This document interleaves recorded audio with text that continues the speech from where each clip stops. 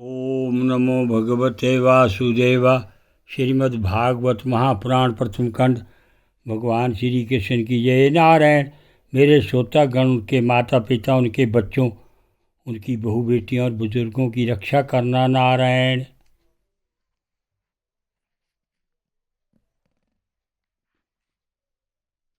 वक्रतुंड महाकाया सूर्यकोटि संप्रभा निर्विघ्नं कुरु देव सर्वकार्येषु सर्वदा। गणपति भगवान की जय। गुरुर्ब्रह्मा गुरुर्विष्णु गुरुर्देव महेश्वरा गुरुर्साक्षात् परब्रह्म तस्मै श्री गुरुवे नमः। शंकर भगवान की जय, विष्णु भगवान की जय, ब्रह्मदेव भगवान की जय। ओम सर्वमंगल मांगल्ये शिवे सर्वार्थ साधके शरणे त्र्यंबके गौरी नारायणी नमस्तुते। माँ दुर्गा की जय हो। भागवत पुराण का पाठ 16।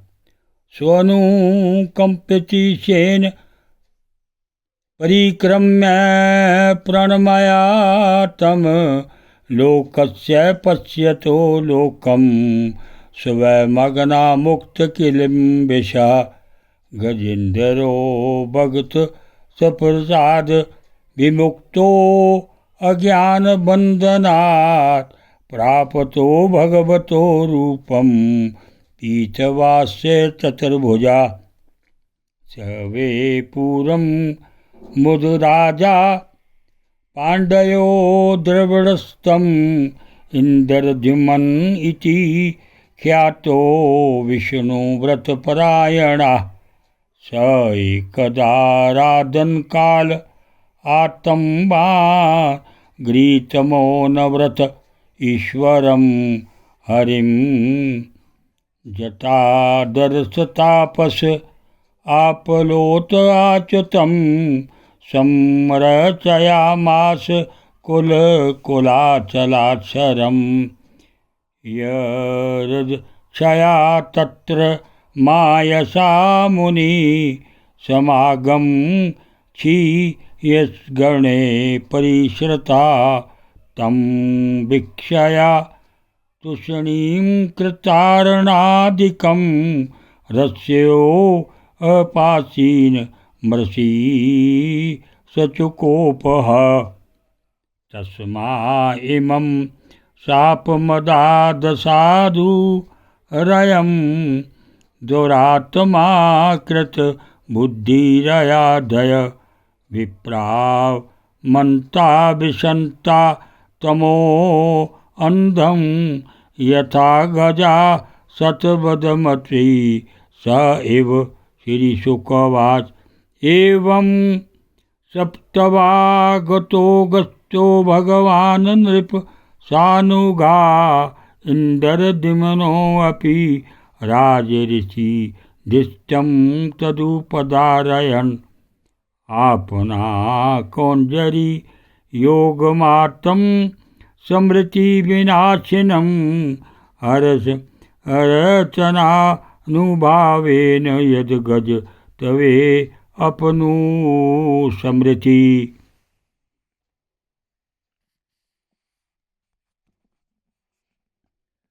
भगवान के कृपा पूर्ण स्पर्श से उसके सारे पाप ताप नष्ट हो गए।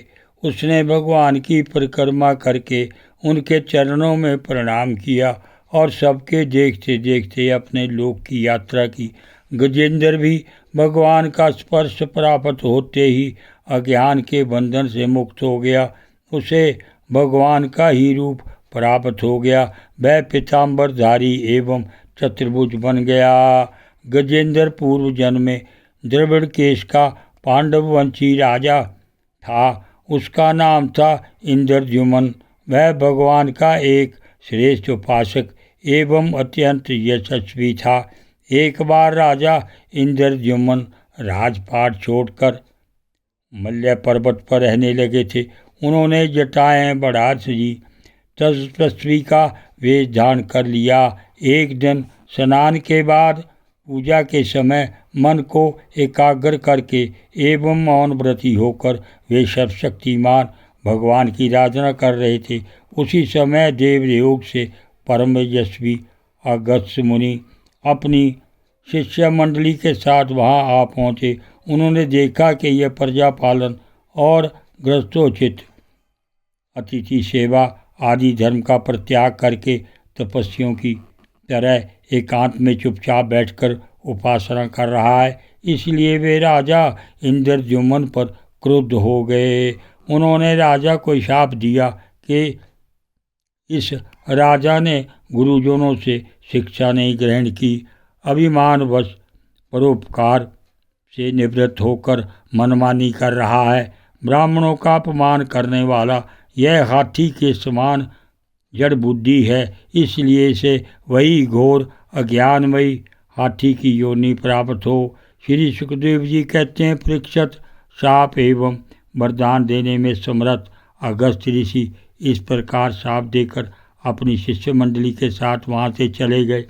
राजऋषि इंद्रद्युम्न ने यह समझकर संतोष किया कि यह मेरा प्रारब्ध ही था। इसके बाद आत्मा की विस्मृति करा देने वाली हाथी की योनि उन्हें प्राप्त हुई, परंतु भगवान की आराधना का ऐसा प्रभाव है कि हाथी पर होने पर भी उन्हें भगवान की स्मृति हो ही गई। ओम नमो भगवते वासुदेवाय।